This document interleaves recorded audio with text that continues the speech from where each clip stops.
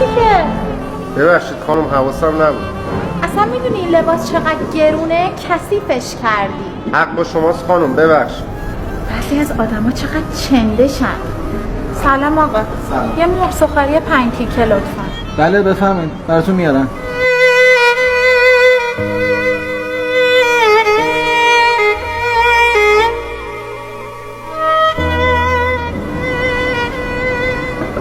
غلطی میکنی.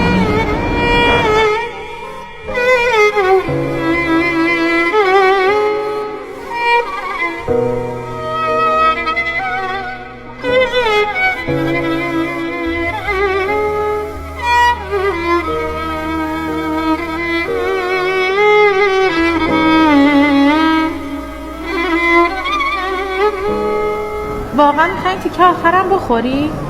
فکر کنم خیلی گرسنته. بیا. این کارت خیلی نفرت انگیزه. باید از خودت خجالت بکشی. به جای اینکه بری بیرون کار بکنی، پول غذاتو در بیاری، اومدی سر میز مردم غذای آدما رو هم میخوری. خانم غذای شما آماده شد. بفرمایید.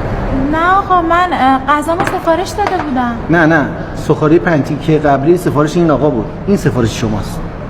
وای، غذای شما بود؟ بله.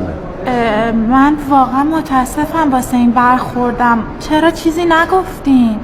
من شاید توی ماه به خاطر اینکه پول ندارم فقط بتونم یه بار این غذا رو چون خیلی دوست دارم بخرم، اما همیشه از اینکه مردم رو تو غذای خودم شریک کنم خوشحال میشم.